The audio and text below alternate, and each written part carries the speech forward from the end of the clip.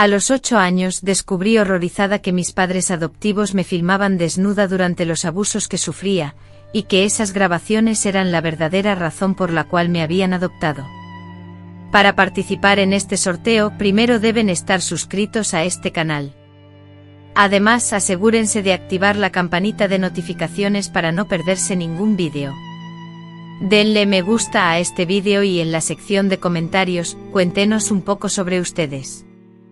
Pueden compartirnos, por ejemplo, cuántos hijos tienen o desde qué lugar del mundo nos están viendo. Cualquier cosa que les nazca del corazón es bienvenida. El sorteo se llevará a cabo al final de este mes, así que no se lo pierdan. Mi historia personal comienza de una manera muy diferente a la de la mayoría de los niños. Fui adoptada cuando tenía tan solo 4 años de edad, en el año 1954. Mi madre biológica era muy joven, apenas tenía 16 años cuando me tuvo y no contaba con las condiciones necesarias para criarme. Me dejó en una casa hogar aquí mismo, en Guadalajara, junto con una pequeña carta donde expresaba su deseo de que yo tuviera una vida mejor de la que ella podía ofrecerme. Aún recuerdo perfectamente el día en que conocí a doña Carmen y don Antonio, quienes se convirtieron en mis padres adoptivos. Era un sábado por la mañana y el sol brillaba intensamente como solo lo hace en Jalisco. Doña Carmen era una mujer alta, con el cabello negro siempre recogido en un moño apretado, y sus ojos oscuros parecían capaces de ver a través de todo. Don Antonio, un hombre de baja estatura y pocas palabras, trabajaba en una tienda de telas ubicada en el corazón de la ciudad. Ella es Sebastiana, anunció la señora encargada del hogar. Es una niña muy educada y obediente. Recuerdo que doña Carmen me observó con una mirada inusual, como si me estuviera examinando detenidamente. Pasó su mano por mi cabello, levantó mi barbilla para inspeccionar mi rostro, e incluso revisó mis dientes. En ese instante interpreté sus acciones como afecto, pero ahora comprendo que tenían otra intención. Ella servirá, fue todo lo que dijo. Don Antonio no agregó nada, solo asintió. Siempre llevaba colgada del cuello una cámara antigua, de esas que usaban película y hacían un característico sonido al tomar la foto. Él afirmaba ser fotógrafo en su tiempo libre y que disfrutaba capturar momentos especiales de la familia. Vivían en una gran casa esquinera con patio trasero y un cuarto oscuro para revelar fotos en la calle Hidalgo. El cuarto emanaba un hedor intenso, una mezcla penetrante de productos químicos que me disuadía de entrar. Al principio todo parecía normal. Doña Carmen me proporcionó ropa nueva, me matriculó en una escuela y me indicó cuál sería mi habitación. Era un cuarto pequeño pero solo para mí, equipado con una cama individual y un viejo ropero de madera. Creí haber encontrado una verdadera familia, pero pronto, en las primeras semanas, comencé a percatarme de cosas extrañas. Doña Carmen manifestaba manías muy específicas. Se empeñaba en bañarme diariamente a pesar de que yo, con 4 años, ya sabía asearme sola. Las niñas deben estar siempre limpias, repetía, mientras frotaba mi cuerpo con una fuerza que me lastimaba. Especialmente tú que vienes de la calle. No comprendía qué quería decir con vienes de la calle. Yo era simplemente una niña que había perdido a sus padres biológicos como tantas otras. Sin embargo, en su mente yo era diferente. Era inherentemente sucia. Los baños se fueron tornando cada vez más inquietantes, y ella se demoraba mucho tiempo lavándome. Él me tocaba en lugares que me hacían sentir profundamente incómoda, insistiendo siempre en que lo hacía por mi bien. Comenzó a bañarme con agua extremadamente caliente, justificándolo como la forma de eliminar toda la suciedad. Deja de llorar, me ordenaba cuando me quejaba de que el agua me quemaba, agregando que necesitaba aprender a ser una niña limpia y decente. Además, don Antonio siempre aparecía durante el baño, alegando que era para ayudar, pero se quedaba parado allí, con su cámara colgada del cuello, mirándome de una manera que me aterrorizaba. Ocasionalmente escuchaba el sonido de la cámara, un clic suave, pero al girarme él fingía estar ocupado con otras cosas. Con el tiempo los cuidados de doña Carmen se intensificaron. Comenzó a examinarme todas las noches antes de dormir, explicando que era para asegurarse de que estaba sana. Me tocaba el cuerpo, me obligaba a permanecer en posiciones extrañas, siempre con la excusa del cuidado maternal. Una madre tiene que cuidar a su hija, no tuviste madre antes, entonces no sabes cómo es, repetía insistentemente. Pero yo te voy a enseñar todo, repetía una y otra vez. En esos momentos, don Antonio siempre rondaba por ahí. A veces entraba en la habitación con la vaga excusa de buscar algo, aunque yo notaba que se quedaba mirando fijamente. La cámara, pesada y omnipresente, colgaba de su cuello, balanceándose con cada movimiento. Cuando cumplí 6 años, todo se volvió mucho peor. Doña Carmen comenzó a llevarme a su alcoba, a la habitación que compartía con don Antonio, argumentando que me enseñaría a ser una mujer. Lo que sucedía allí en ese espacio privado, me resulta demasiado doloroso revivirlo en detalle incluso ahora. Ella me sometía a actos que ninguna madre debería infligir a su hija, acciones que me causaban un sufrimiento profundo, tanto físico como emocional. Y don Antonio siempre presente, siempre con la cámara en mano. Entonces comprendí que ya no se limitaba a observar, estaba filmando.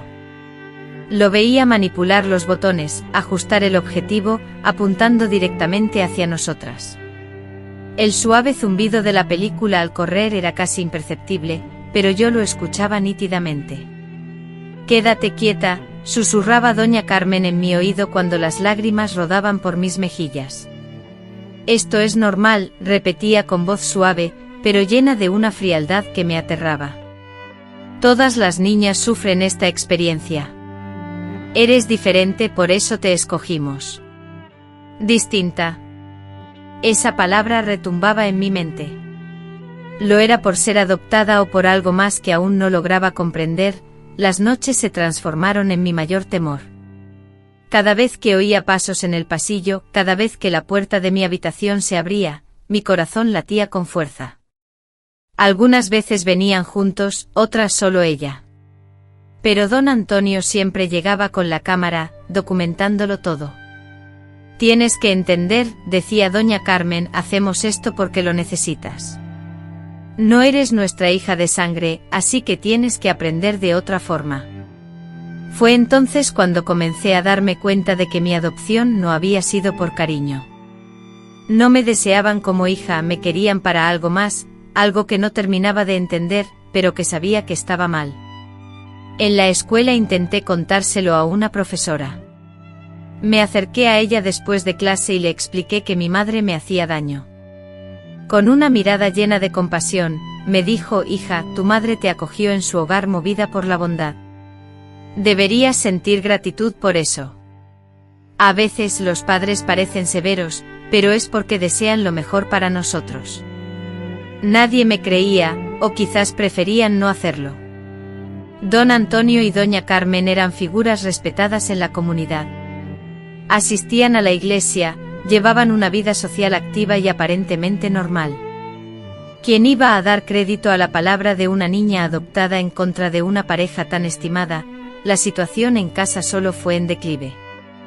Doña Carmen comenzó a drogarme con una sustancia suave antes de los abusos, diciéndome que era un té para tranquilizarme.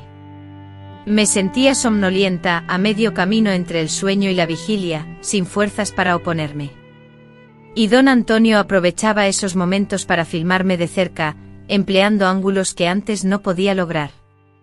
«Se ve más bonita así», escuché a doña Carmen decir una vez. «Más natural, bonita, natural». Yo era una niña siendo víctima de abusos, y él pensaba que era algo hermoso. Esas palabras quedaron grabadas a fuego en mi memoria para siempre. Comprendí que en su visión, yo no era un ser humano, sino un objeto, algo para ser usado y documentado. A la edad de 8 años, tuve un descubrimiento que lo cambió todo. Estaba jugando en el jardín cuando la pelota cayó cerca de la ventana del cuarto oscuro de don Antonio. Al espiar por una rendija, lo observé manipulando varios rollos de película, introduciendo algunos en una caja especial. Había docenas de ellos, todos numerados con fechas. Reconocí algunas fechas, Eran los días de los abusos más violentos.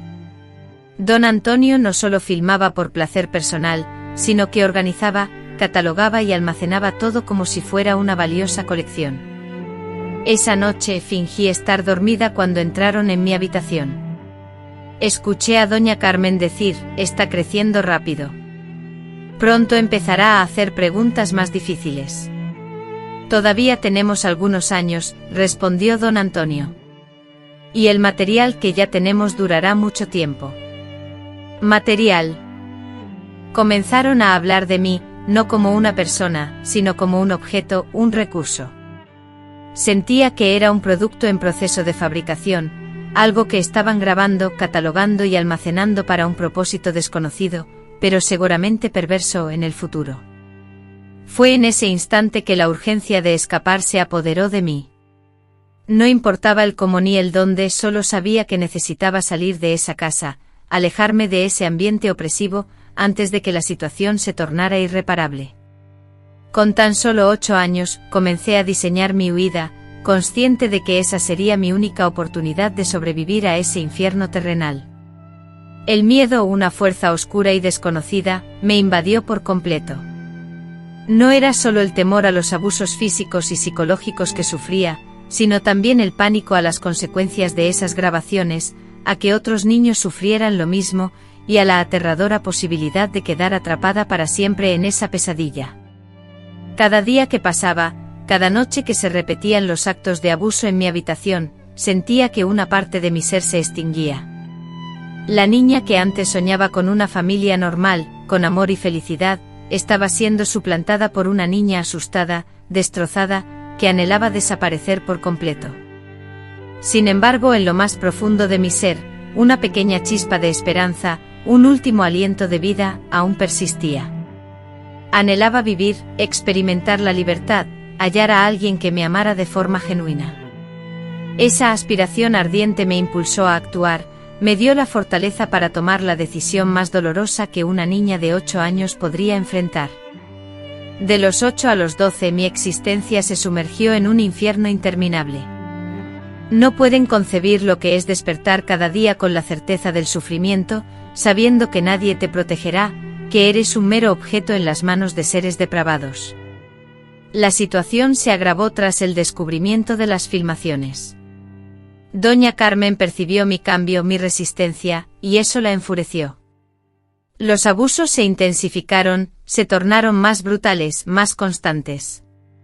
Parecía que su objetivo era doblegarme por completo, convertirme en una marioneta sin voluntad. «Te estás volviendo rebelde», me espetaba mientras me infligía daño.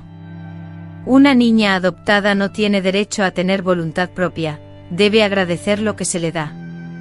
Por su lado, don Antonio se volvió aún más audaz con las grabaciones, adquiriendo equipos nuevos, una cámara de 16 milímetros menos ruidosa, trípodes que ocultaba por toda la casa y hasta lámparas especiales que instaló en mi habitación, sin que yo entendiera el propósito. Solo tiempo después comprendí que todo era para obtener imágenes de mejor calidad, más claras y profesionales. «Necesita verse natural», susurraba mientras ajustaba los lentes, como si la escena fuera improvisada. Improvisada. Como si la violencia sufrida por una niña pudiera ser espontánea. Pero en su mente enferma, aquello era arte, algo especial que él estaba creando. En 1962, cuando yo tenía 12 años, la situación tomó un giro aterrador. Don Antonio comenzó a ausentarse de casa con frecuencia, llevando un maletín pequeño, y siempre regresaba con dinero, mucho dinero que escondía en una caja dentro de su armario. Un día, escuché una conversación entre él y doña Carmen: «La gente de la Ciudad de México quiere más material. Ofrecen sumas considerables por vídeos con niñas recién incorporadas». Individuos de la Ciudad de México comercializaban esas filmaciones, explotando mi sufrimiento, mi dolor, mi infancia arrebatada, para satisfacer a personas perturbadas que pagaban por presenciar el maltrato infantil. «Hay que ser cautelosos», doña Carmen advirtió. «Si nos descubren, todo se termina. Nadie sospechará. La niña es adoptada, sin familia real, ¿quién la echará de menos? Esas palabras fueron como una puñalada. Para ellos, yo era un objeto desechable, una niña sin lazos familiares, sin nadie que se preocupara, ideal para sus macabros propósitos. En ese instante comprendí que no era solo abuso, sino un negocio. Me adoptaron precisamente para esto, para convertirme en un producto en una red de individuos que consumían este tipo de material. Era mercancía, no hija. El equipamiento en casa se incrementó. Don Antonio instaló un auténtico estudio improvisado en el sótano, con cámaras fijas, iluminación profesional e incluso diferentes escenarios. Obligado a permanecer en ese lugar, pasaba horas grabando escenas que él posteriormente editaba y comercializaba. Tienes que actuar como si disfrutaras esto, me ordenaba. Si lloras demasiado, estropeas la filmación. ¿Cómo podía una niña de 12 años sentir placer en ser abusada? Sin embargo, me suministraban cada vez más medicamentos, sumiéndome en la confusión y la desorientación. A veces los recuerdos se difuminaban, solo despertaba con dolor y vergüenza. Doña Carmen, por su parte, se volvió aún más despiadada. Empezó a torturarme psicológicamente, repitiendo que era una persona impura, que ninguna familia genuina me aceptaría, y que debía sentir gratitud por tener un techo y alimento. ¿Sabes qué les sucede a las niñas como tú en la calle?, preguntaba mientras me golpeaba. Te morirás de hambre. Te explotarán aún más. Al menos aquí tienes casa, comida y ropa. Yo le creía. A los 12 años, después de 8 años de sufrimiento, estaba convencida de que no había lugar mejor para mí, que esa era mi predestinación, mi castigo por haber nacido huérfana. Aunque la escuela se suponía un lugar seguro, pronto se convirtió en otro espacio donde la angustia me perseguía. Las clases se volvieron un tormento, incapaz de concentrarme, mis notas cayeron en picada y la somnolencia constante provocada por los medicamentos me mantenía en un estado de letargo perpetuo. Los demás niños, al notar mi cambio, comenzaron a distanciarse. El olor penetrante de los químicos del laboratorio fotográfico se impregnaba en mi ropa y mi piel, y mi cuerpo, a menudo cubierto de marcas inexplicables, reflejaba el caos que vivía internamente. Mi comportamiento se volvía cada vez más apático, y la gente comentaba sobre lo rara que me había vuelto. Escuché a una maestra, en un murmullo, describir mi situación como la de una niña traumatizada, pero nadie se preocupó por indagar en mis circunstancias, nadie se atrevía a preguntar qué sucedía. Doña Carmen, respetada en la comunidad por su aparente devoción religiosa y su imagen de madre abnegada, se presentaba ante todos como una mujer caritativa que había acogido a una niña problemática por bondad. Las vecinas con lástima repetían: pobrecita Carmen, con lo difícil que debe ser criar a esa niña. Yo era vista como el problema, la niña difícil, no como una víctima, y esa percepción me hundía en una culpa y soledad aún mayores. En 1963, un evento catastrófico me sumió en una desesperación aún más profunda. Don Antonio introducía a mi hogar a otros hombres maduros y elegantes, que siempre llegaban de noche cargados con maletas y aparatos. No solo se dedicaban a filmar, sino que participaban activamente en los abusos. Yo, a pesar de todo, aún era muy joven.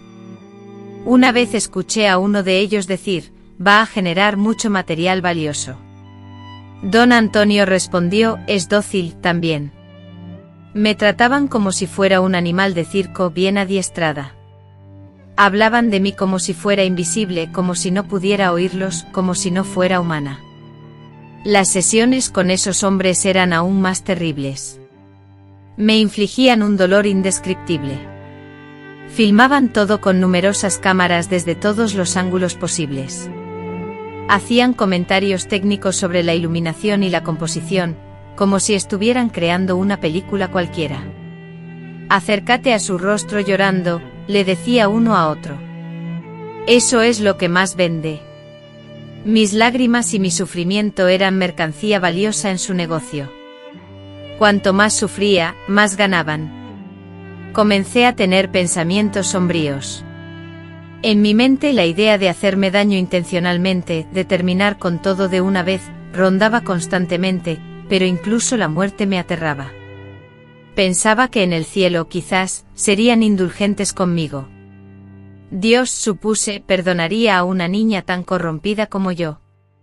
Fue durante ese tiempo de angustia que comencé a prestar más atención a las conversaciones de los adultos. Escuchaba nombres de ciudades, nombres de personas, palabras como valores y ganancias. Comprendí que existía una extensa red de personas involucradas en la explotación, que lo que me sucedía a mí también les ocurría a otros niños. El material de Monterrey, mencionaban, estaba vendiendo bien. Recuerdo haber escuchado a don Antonio hablar por teléfono una noche: esa niña Gerera está dando ganancias. Otra niña. Otro niño sufriendo lo mismo que yo. ¿Cuántos éramos? ¿Cuántas familias falsas había en todo el país, adoptando niños con ese propósito horrendo? En 1964, cuando cumplí 14 años, mi cuerpo comenzó a cambiar, y eso provocó que doña Carmen se volviera aún más agresiva y cruel. Me acusaba de estarme echando a perder, de que pronto ya no serviría para lo que ellos necesitaban. Las niñas grandes no venden tanto, se quejaba con amargura. Debíamos actuar rápido, antes de que la inocencia desapareciera por completo. La tensión crecía, y las sesiones se volvieron más seguidas, más exigentes.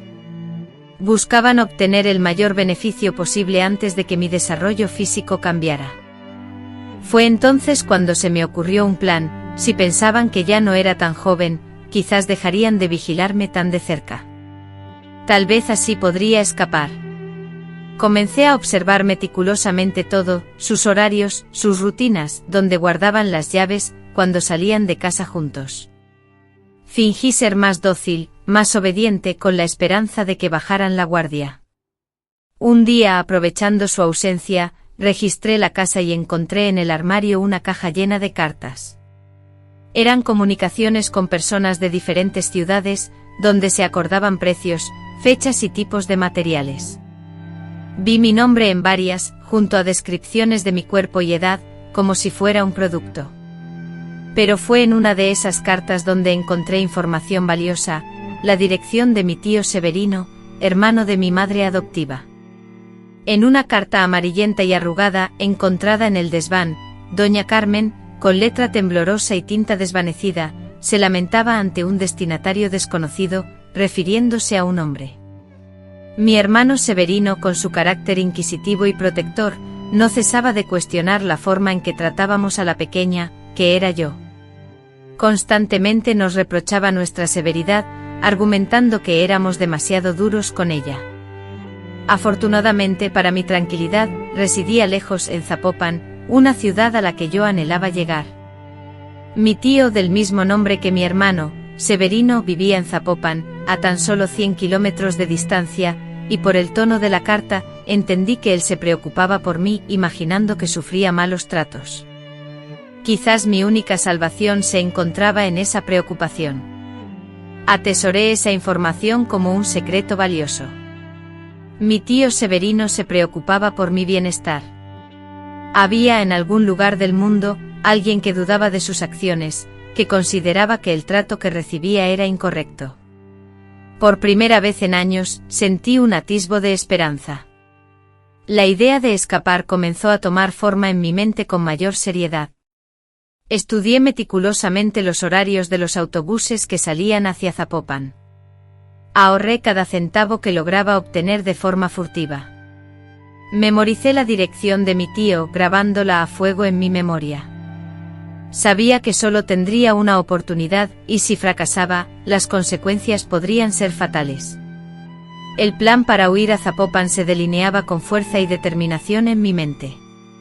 Era una apuesta peligrosa y desesperada, pero la única forma que veía de sobrevivir a ese infierno. A mis 14 años, luego de 10 años de sufrimiento, finalmente me disponía a luchar por mi libertad. Ya había tomado mi decisión: en la primera ocasión, cuando bajaran la guardia, escaparía. No me importaba lo que viniera después, cualquier cosa sería preferible a seguir siendo tratada como un objeto, como una mercancía, como algo desechable en ese negocio repugnante.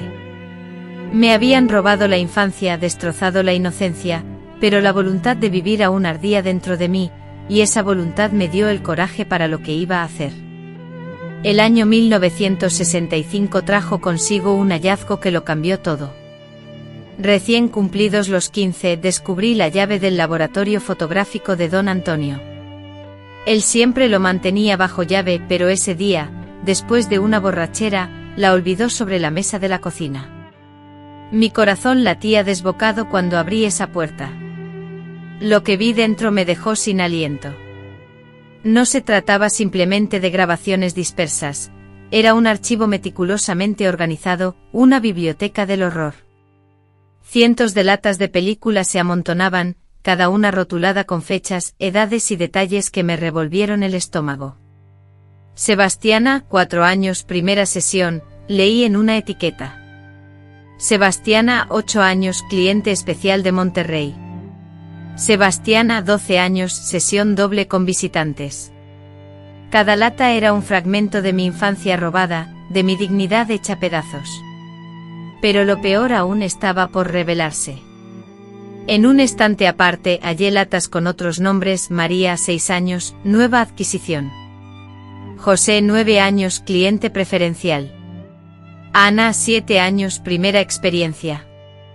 No era solo yo, había otros niños, otros nombres, otras vidas destrozadas. Comprendí que don Antonio y doña Carmen eran piezas de algo inmenso, una red que se extendía por todo México. También vi libros de contabilidad y cuadernos repletos de anotaciones, cifras, fechas de entrega y los nombres de sus clientes. El negocio era sumamente lucrativo y los números que vi me aterrorizaron: miles de pesos generados por cada película, con pedidos específicos de clientes extremadamente exigentes, incluso a nivel internacional. Un cliente de Houston solicitaba material con una niña de cabello rizado.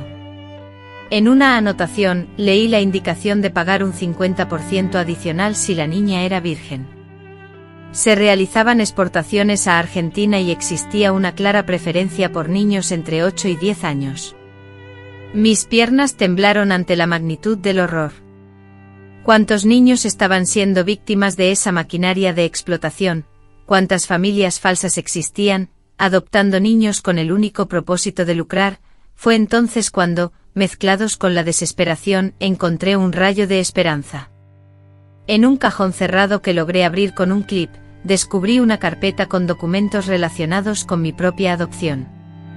Allí entendí que mi madre biológica no me había abandonado por falta de recursos, sino que había sido engañada.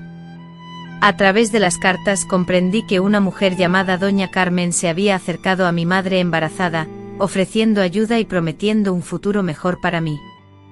Mi madre, impulsada por su ingenuidad y su desesperación, confió, pero la verdad era mucho más oscura. Una carta escrita por doña Carmen a una persona desconocida revelaba que la niña, es decir yo, poseía el perfil ideal: cabello rizado, ojos grandes y piel clara, cualidades que prometían mucho, material de calidad. Mi madre biológica, debido a su juventud, era incapaz de sospechar nada. Perfil ideal, repetían una y otra vez. Me habían seleccionado como se elige un artículo en un mercado. Analizaron mis características físicas y mi vulnerable situación, calculando el provecho que podrían obtener de mí. En ese instante, sentada en el suelo de aquel laboratorio infernal, rodeada por las pruebas de una década de sufrimiento, algo dentro de mí cambió irrevocablemente. Ya no sentía solo ira o miedo, sino una determinación fría y calculada. Me habían usado, vendido y torturado, pero no lograrían destruirme por completo. Tomé una pequeña cámara que encontré en un cajón y comencé a fotografiar todo lo que podía. Aunque no sabía usarla muy bien, logré capturar imágenes de documentos, libros de contabilidad y etiquetas de las películas. Comprendí con una certeza creciente que lo que sucedía tendría consecuencias significativas en el futuro. En los días siguientes, con una mirada renovada y atenta, seguí cada uno de sus movimientos. Observé a don Antonio inspeccionando las latas, clasificando el contenido para su posterior distribución, utilizando un lenguaje cifrado que ahora conseguía descifrar. Presencié a doña Carmen contabilizando sumas de dinero, organizando reuniones secretas, discutiendo la necesidad de reabastecer el inventario. Sebastiana ya es mayor, la escuché decir durante una llamada telefónica, necesitamos considerar un reemplazo. ¿Tienes alguna recomendación de un hogar con recursos actualizados?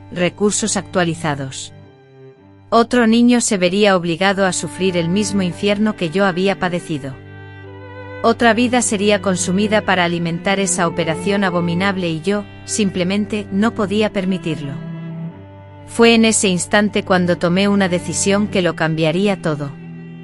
No me limitaría a escapar. Destruiría ese negocio antes de marcharme. Haría que pagaran por todo el daño que nos habían infligido a mí y a los otros niños. Comencé a planificar con meticulosidad. Durante semanas estudié sus rutinas. Memoricé la ubicación exacta donde guardaban las llaves.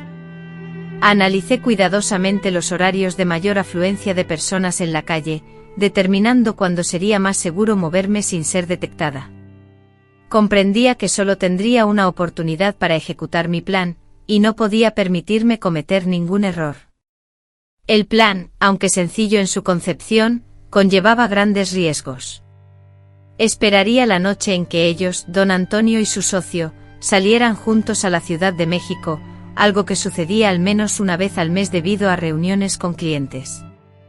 Esa noche aprovecharía para añadir somnífero en el agua que siempre bebían antes de acostarse. Una vez que estuvieran dormidos, mi objetivo sería destruir toda la documentación comprometedora, apoderarme del dinero y escapar inmediatamente a Zapopan, Jalisco, para buscar refugio con mi tío Severino. El somnífero lo obtuve robando pequeñas cantidades de la farmacia donde doña Carmen, la mujer que me cuidaba, compraba mis medicamentos. Fingí estar enferma en varias ocasiones, y mientras ella adquiría las medicinas que me prescribían, yo aprovechaba para tomar otros fármacos y ocultarlos bajo mi ropa. En mayo de 1965, la oportunidad que había estado esperando llegó.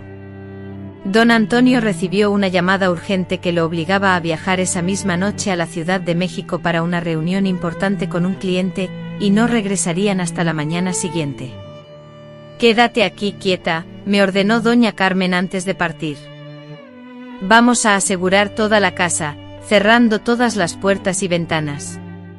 Si intentas escapar, los vecinos te verán y te obligarán a regresar, y eso solo empeorará tu situación».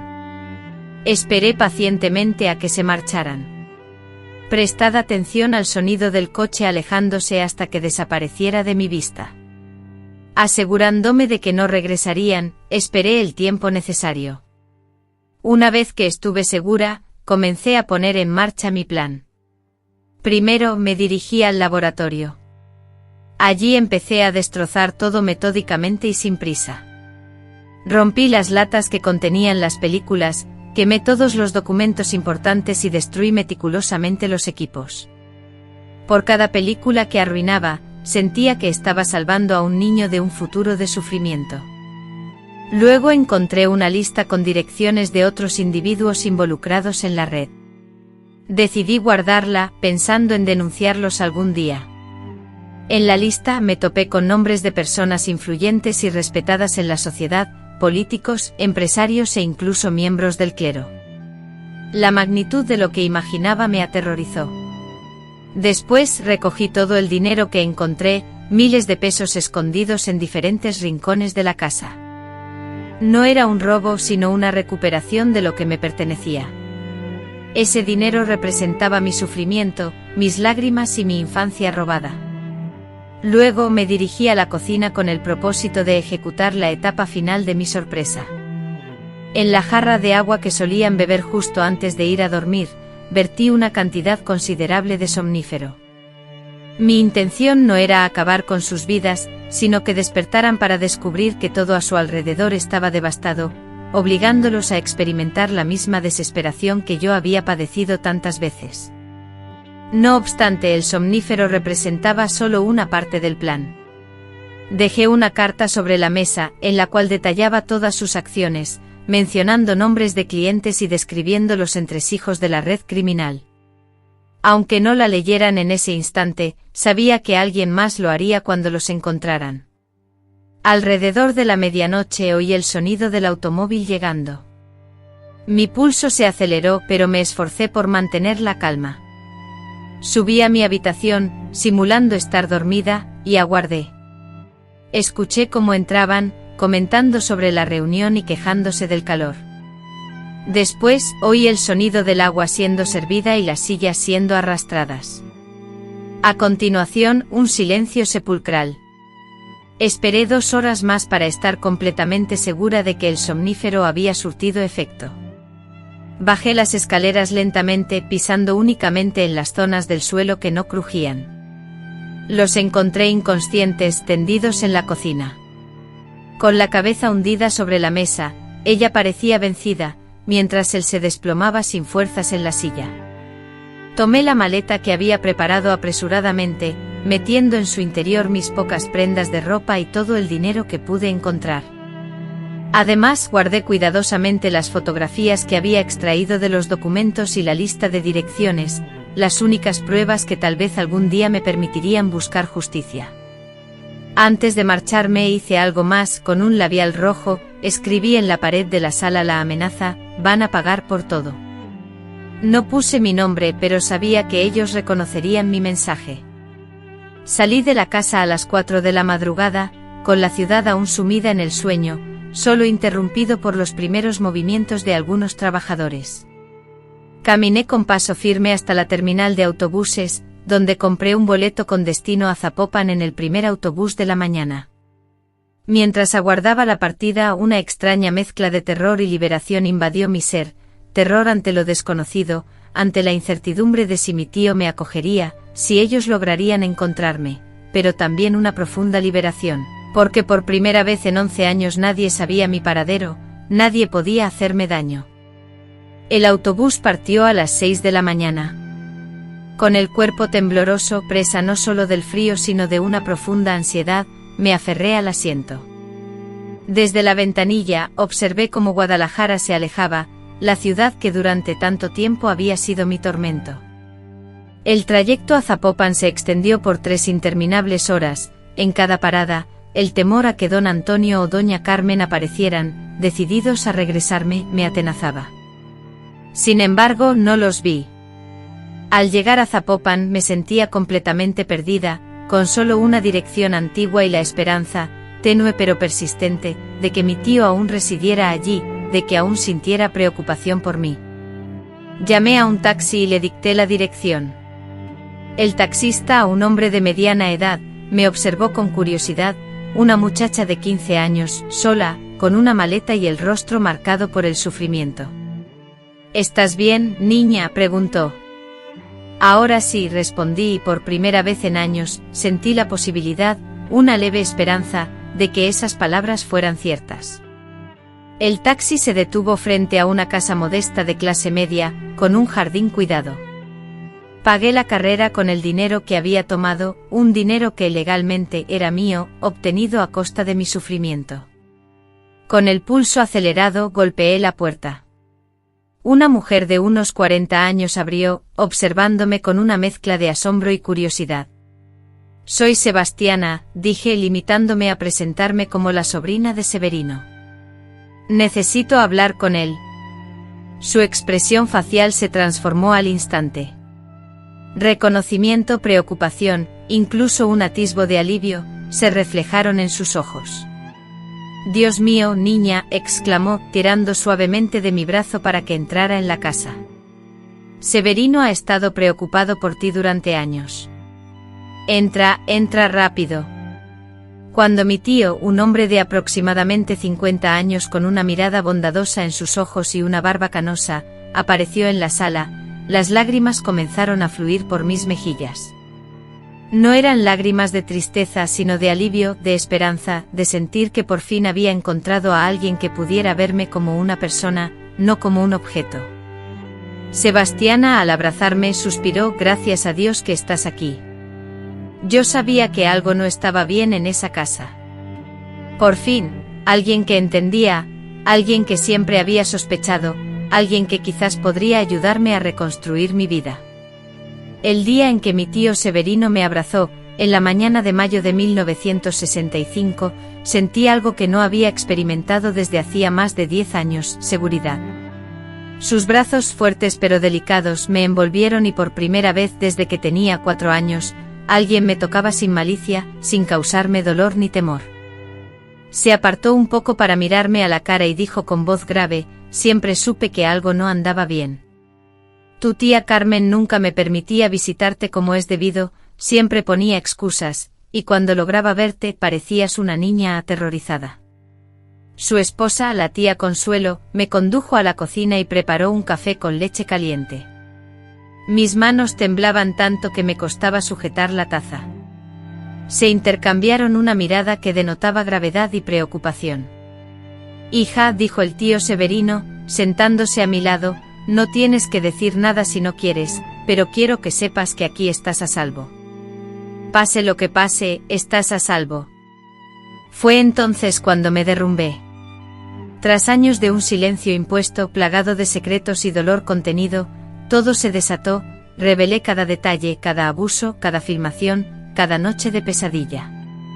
Observé cómo el rostro de mi tío Severino palidecía progresivamente y las lágrimas surcaban las mejillas de mi tía Consuelo, quien, llevándose la mano al pecho, musitó: Virgen de Guadalupe, ¿cómo pudieron 2 demonios así engañar a todo el mundo? Porque eran astutos, respondí enjugando mis lágrimas, sabían cómo aparentar en la sociedad, en la iglesia, en su trabajo respetable, en su casa aparentemente impecable. ¿Quién iba a sospechar? Mi tío Severino, visiblemente perturbado, caminaba inquieto por la cocina, frotándose el pelo y murmurando maldiciones entre dientes. Debí haber insistido más, haber forzado la entrada a esa casa, aunque tu tía se enojara. ¿Cuántas veces intuí que algo no estaba bien? No fue tu culpa, tío, le aseguré, y era cierto, ellos eran sumamente cautelosos, maestros en el arte de ocultar. Mostré las fotografías que había capturado de los documentos y las listas de nombres que había logrado copiar en secreto. El tío Severino, con creciente concentración, examinó cada imagen y cada nombre.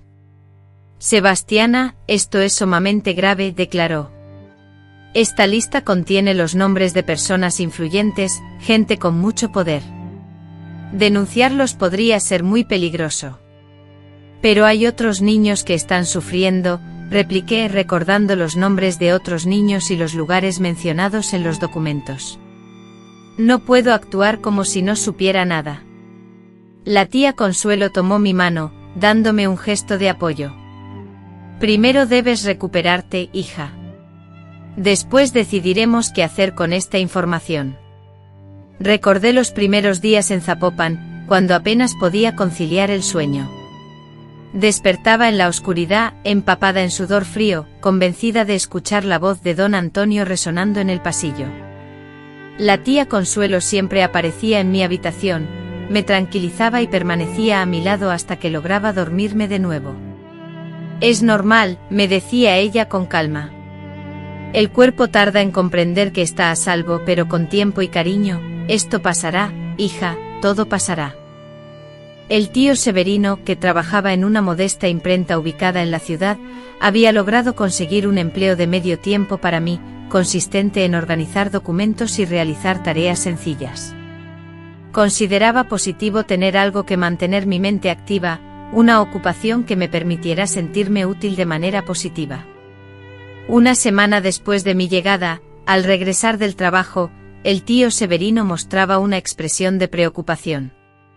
Sebastiana, recibí una llamada hoy, me informó, era tu tía Carmen. Dijo que te has escapado de casa, que está muy preocupada y que quiere venir por ti. Sentí un escalofrío recorrer mi cuerpo. ¿Qué le dijiste?, pregunté con ansiedad. Le respondí que estabas bien, que te quedarías aquí por un tiempo.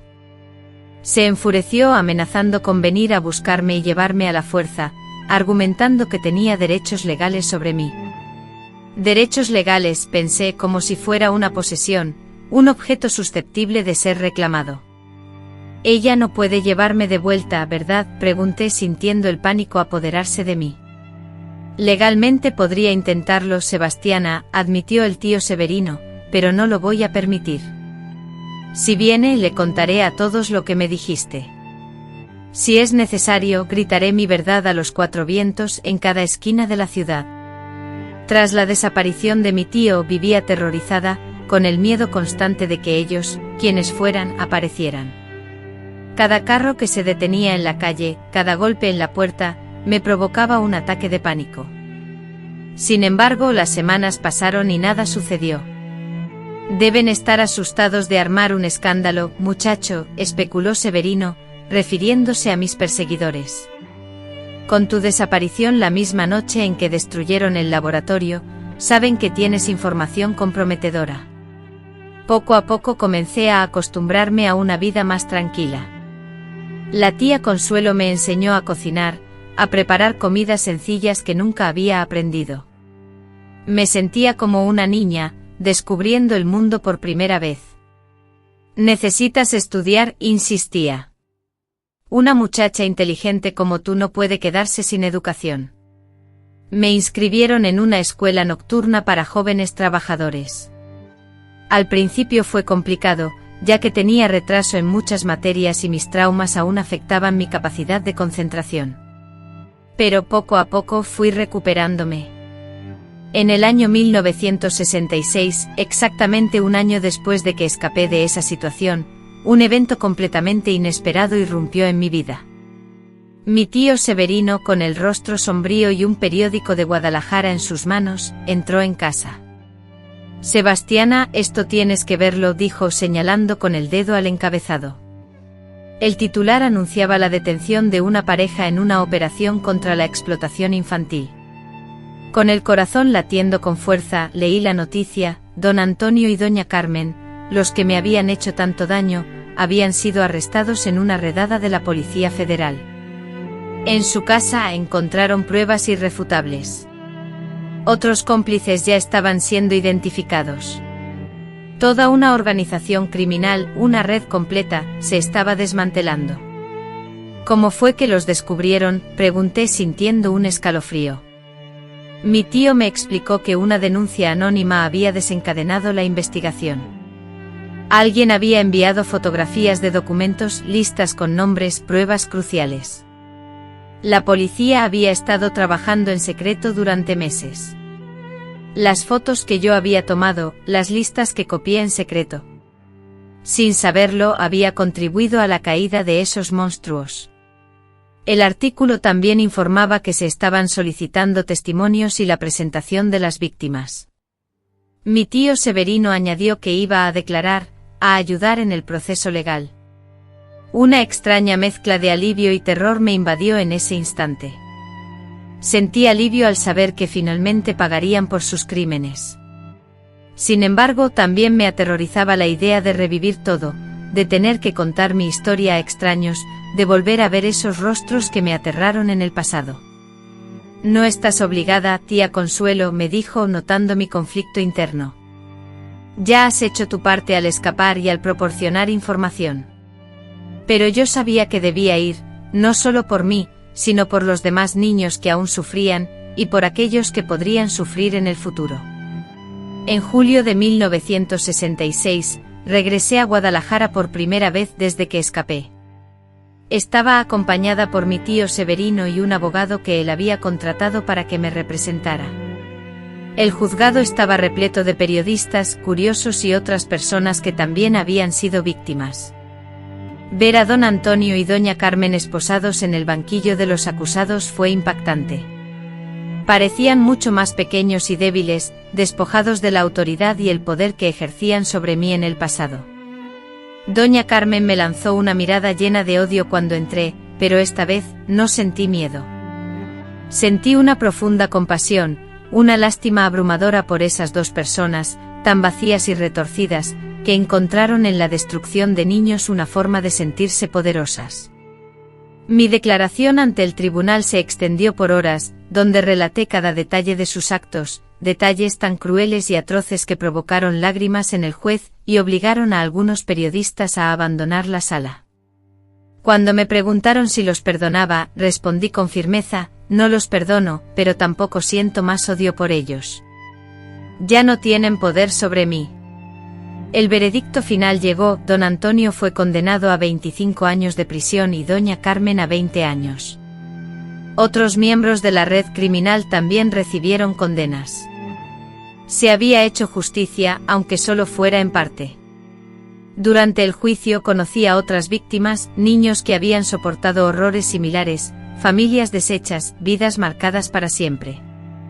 Sin embargo, también fui testigo de una gran fuerza, de una increíble resiliencia en esas personas que se negaban a ser definidas por el sufrimiento que habían padecido.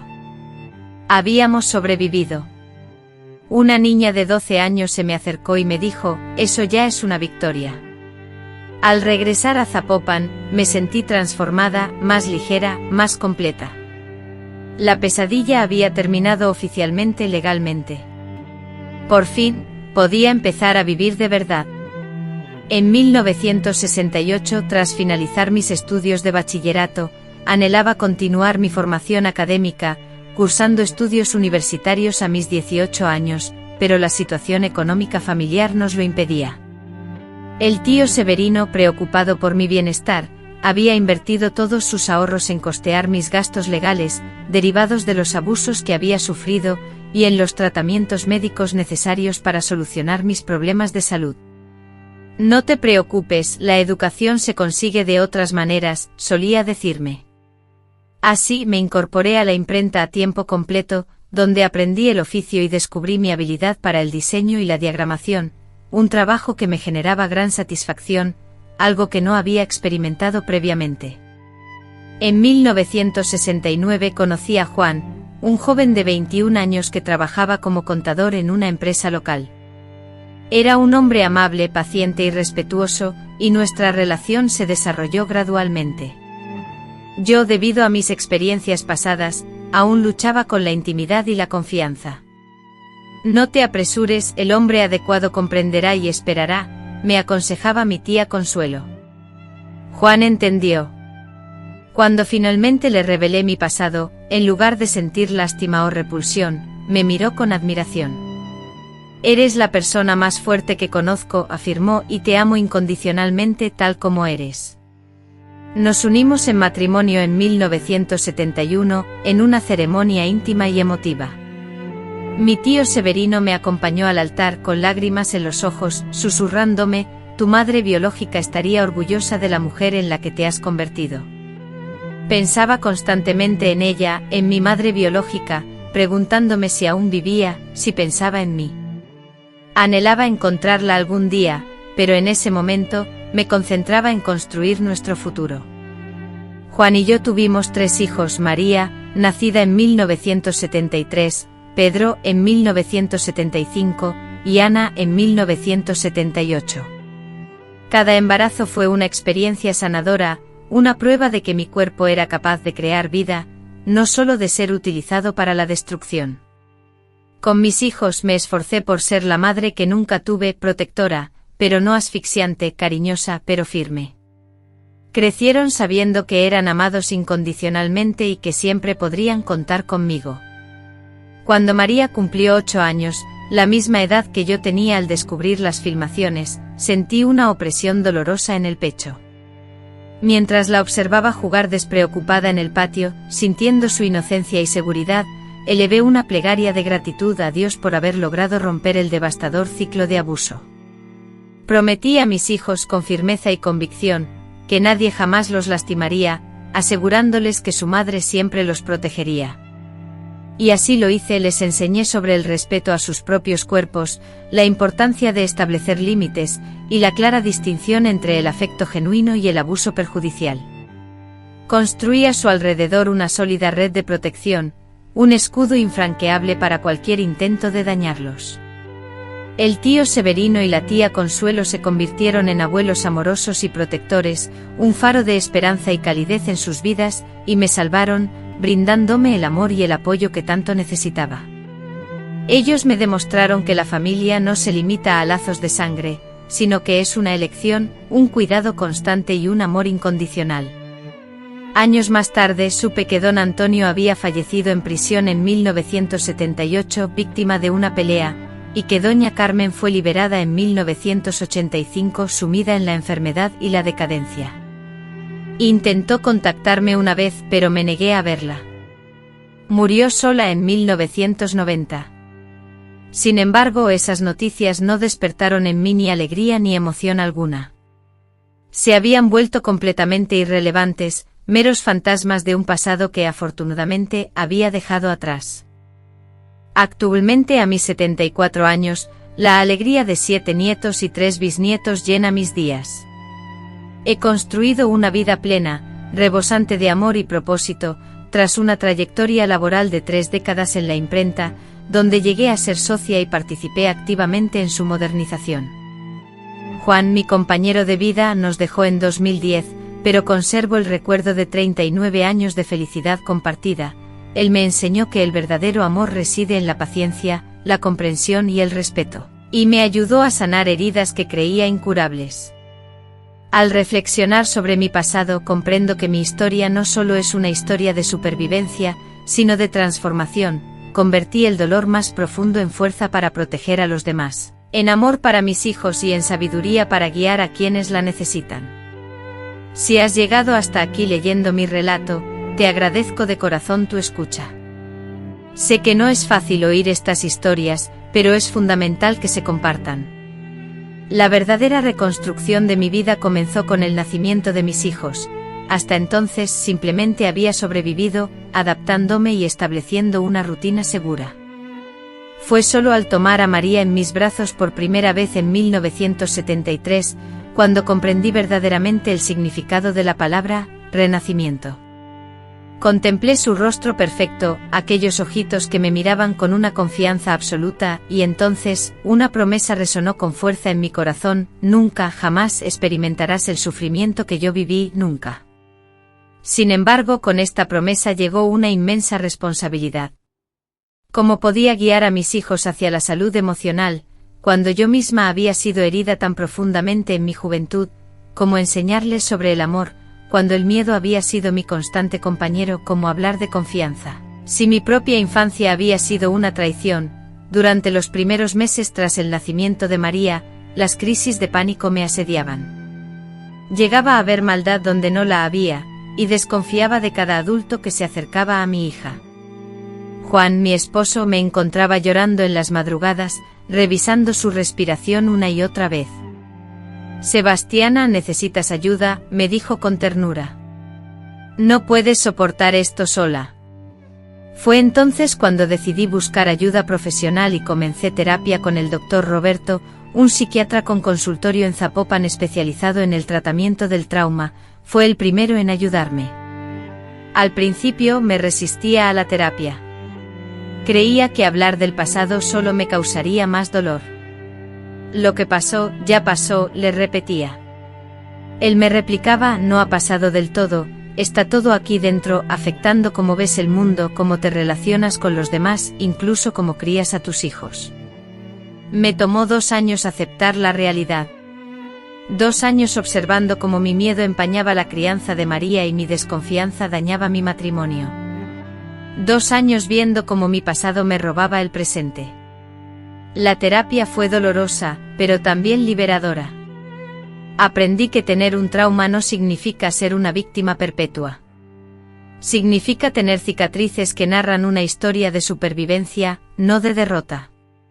El doctor Roberto solía decir: no eres lo que te hicieron.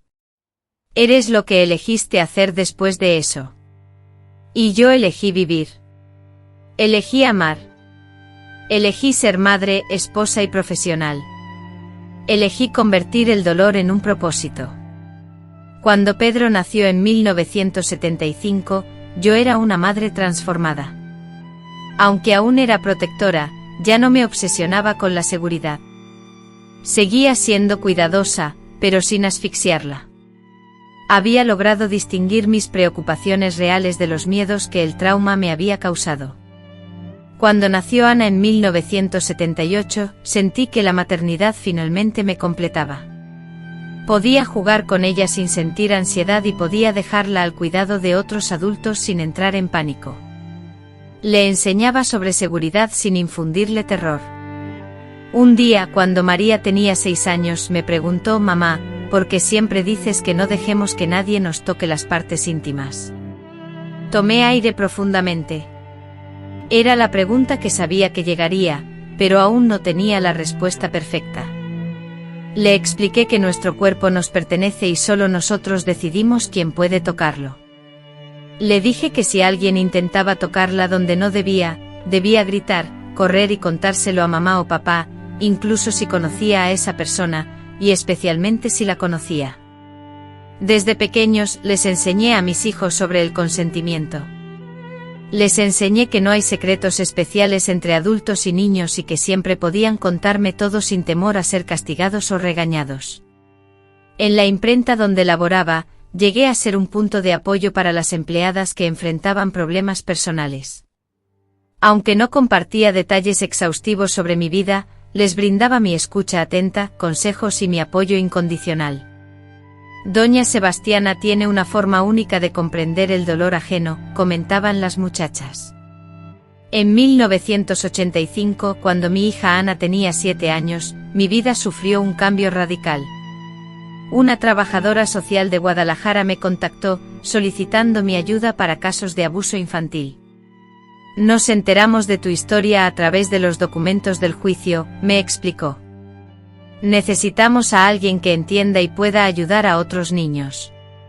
Mi primera reacción fue rechazar la propuesta, para que reabrir una herida que creía cerrada. Sin embargo, reflexioné sobre los niños que estaban sufriendo en ese preciso instante, padeciendo lo mismo que yo había sufrido. Con cautela, comencé a visitar casas hogar, dialogando con niños retirados de entornos abusivos. Contemplar sus ojos llenos de miedo y la desconfianza que también conocía, encendió algo en mi interior. Yo sé por lo que has pasado, les decía a cada niño. Sé que ahora mismo parece que el sufrimiento no cesará, que la oscuridad es eterna, pero te aseguro que esto cambiará. Yo soy la prueba viviente de que es posible superar esta pesadilla. Mientras compartía mi historia, algunos me escuchaban con atención silenciosa, otros no podían contener las lágrimas y algunos, increíblemente, esbozaban una sonrisa, quizás la primera en mucho tiempo. Cada sonrisa que lograba dibujar en sus rostros era una victoria, una pequeña batalla ganada contra el dolor y el mal que intentaron destruirme. En 1987, junto con 3 personas más, fundamos el Instituto Renacer, una organización no gubernamental dedicada a ayudar a niños que habían sufrido abuso sexual. Al principio usamos mi propia casa como sede provisional. Con el tiempo, gracias a las donaciones, pudimos alquilar un espacio adecuado. En la inauguración del instituto, un periodista me preguntó por qué elegimos el nombre Renacer. Mi respuesta fue sencilla, porque eso es precisamente lo que hacemos, ayudamos a morir a la víctima para que nazca el sobreviviente. El trabajo en el instituto me proporcionó un propósito que nunca antes había experimentado. Cada niño al que podíamos ayudar era una forma de venganza silenciosa contra don Antonio y doña Carmen, quienes intentaron arrebatarme la vida. Sin embargo, yo estaba ahí, luchando para salvar a otros. Desarrollamos nuestras propias metodologías de intervención, capacitamos a profesionales y establecimos protocolos de atención especializados. Tras 5 años de trabajo, nuestro equipo ya había brindado apoyo a más de 200 niños y a sus familias. Convertido en una figura reconocida a nivel nacional, el tío Severino me mostró con orgullo un artículo sobre nuestra labor, publicado en una revista de la Ciudad de México. Yo, que a los 8 años me sentía la persona más inútil del mundo, ahora era solicitada para dar conferencias, consultorías y capacitaciones. La niña que creía no tener valor ahora participaba en la creación de políticas públicas de protección infantil. En 1990, a los 40 años, decidí comenzar la universidad. Estudié psicología, logrando finalmente comprender científicamente lo que había experimentado en la práctica. Les decía a mis hijos, ya adolescentes, que nunca era tarde para aprender, mamá les demostrará eso. Estudiar fue un desafío. Conciliar la familia, el trabajo en la imprenta, el instituto y la universidad exigía una disciplina rigurosa, pero cada nuevo conocimiento era una herramienta más para ayudar a otras personas. Durante la carrera, escribí mi tesis sobre la resiliencia en víctimas de abuso sexual infantil. utilicé mi propia experiencia de vida como un estudio de caso, examinando detenidamente los elementos que me permitieron reconstruirme después de superar momentos difíciles. Mi mentora, al revisar mi análisis, me comentó: tu investigación podría ser de gran ayuda para miles de personas. ¿Has considerado la posibilidad de escribir un libro? La idea de publicar mi historia completa, exponiéndome a la lectura de todos, me causó temor. Sin embargo, reflexioné sobre la cantidad de gente que podría beneficiarse, sobre cuántos podrían encontrar esperanza en mi relato. Finalmente, en 1995 publiqué Renaciendo de las cenizas, un libro que narra mi viaje de supervivencia y superación personal. El libro se convirtió en un referente en el ámbito de la resiliencia, siendo utilizado en universidades y cursos de capacitación. Las invitaciones a dar conferencias se multiplicaron. Viajé por todo México compartiendo mi historia, enseñando sobre la resiliencia y demostrando que es posible superar incluso los traumas más profundos. La pregunta más frecuente que me hacían era: ¿cómo lograste perdonar? Y yo respondía: no perdoné para liberarlos a ellos, sino para liberarme a mí.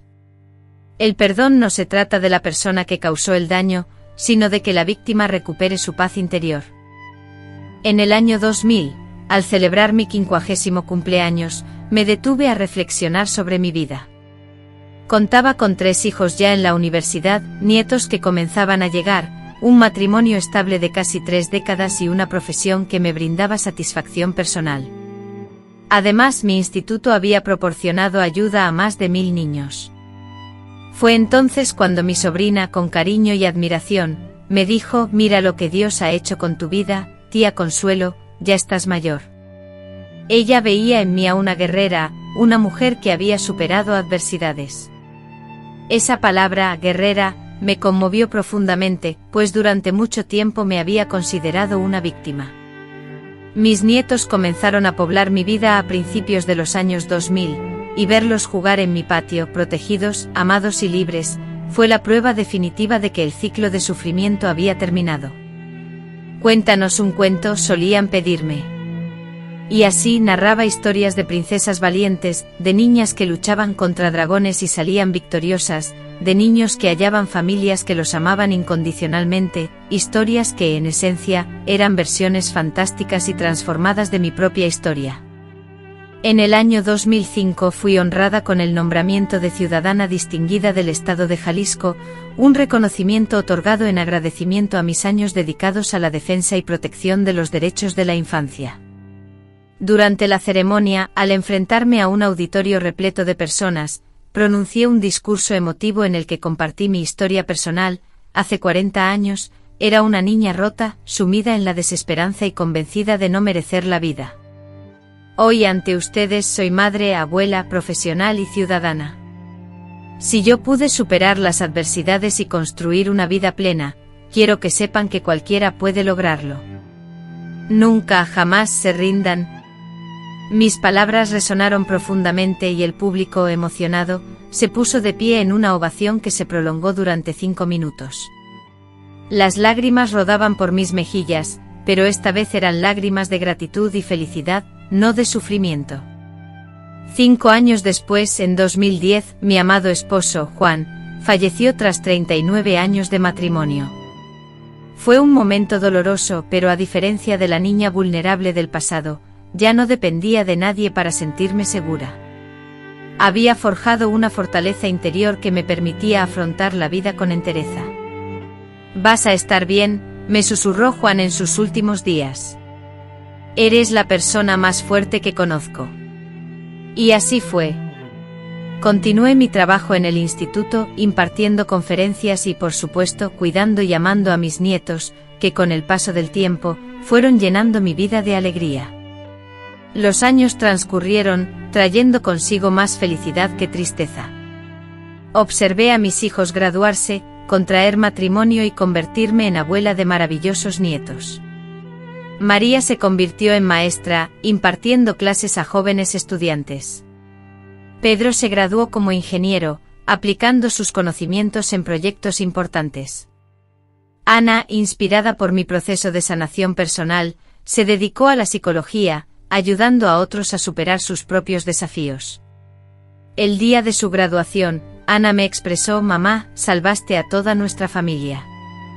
Rompiste un ciclo de sufrimiento que podría haberse perpetuado por generaciones.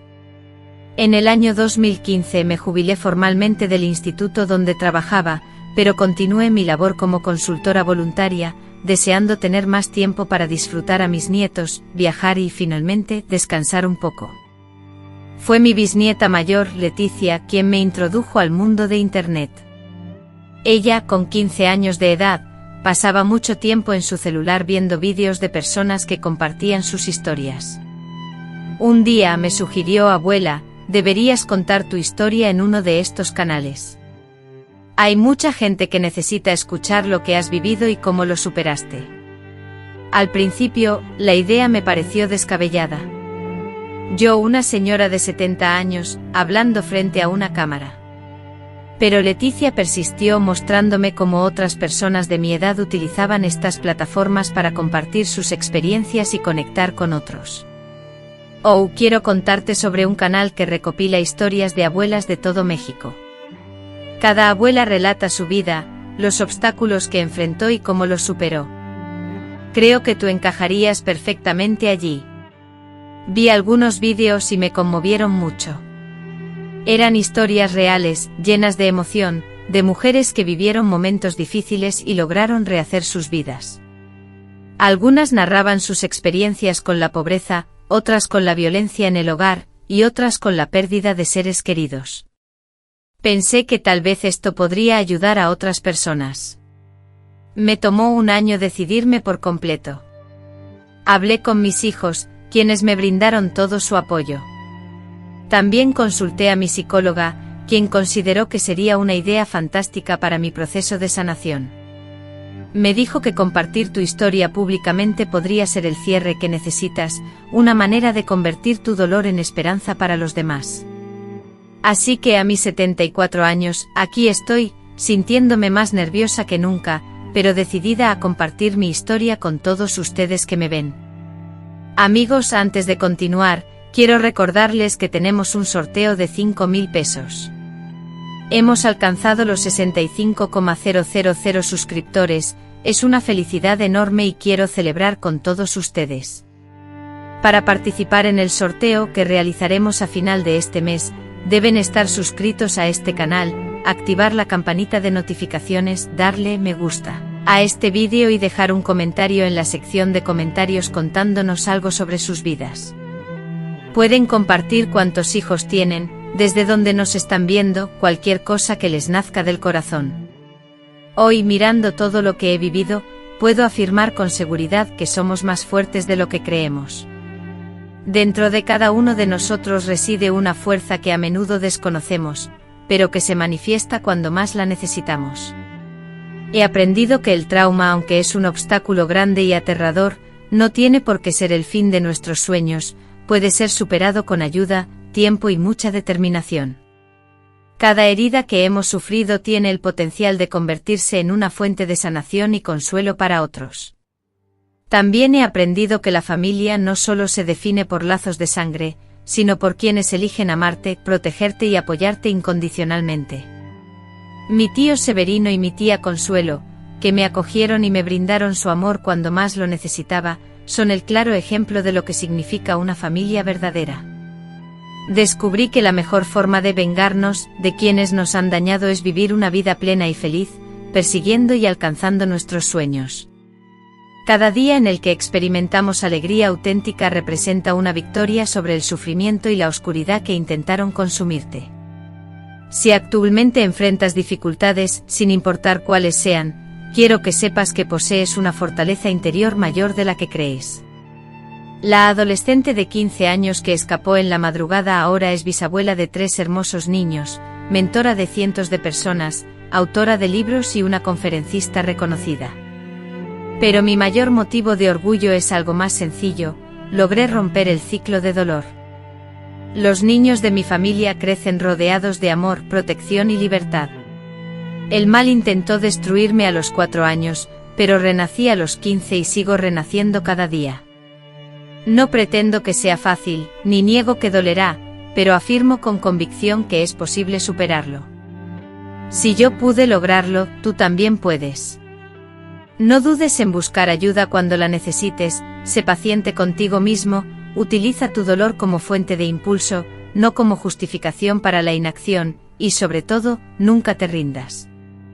La vida es un tesoro invaluable que no debemos malgastar por el dolor que otros nos hayan causado. En lugar de eso, elijamos vivir plenamente, amar incondicionalmente y buscar la felicidad, porque esa es nuestra verdadera victoria, demostrar que somos fuertes e indestructibles cuando decidimos reconstruirnos. Gracias por escucharme hasta el final de este relato, mis queridos seguidores. Cada uno de ustedes que ha llegado hasta aquí, lleva consigo una parte de mi proceso de curación. Son parte fundamental de mi milagro, de mi fortaleza para estar aquí, compartiendo esta historia. No olviden suscribirse al canal, darle me gusta al vídeo y compartir sus propias experiencias en los comentarios, juntos somos más fuertes. Demostremos al mundo que ninguna herida es más grande que nuestra capacidad de renacer. Un beso enorme para cada uno de ustedes, directo al corazón, y nos vemos en el próximo vídeo. Esta abuela tiene aún muchas historias que compartir y mucha esperanza que ofrecer.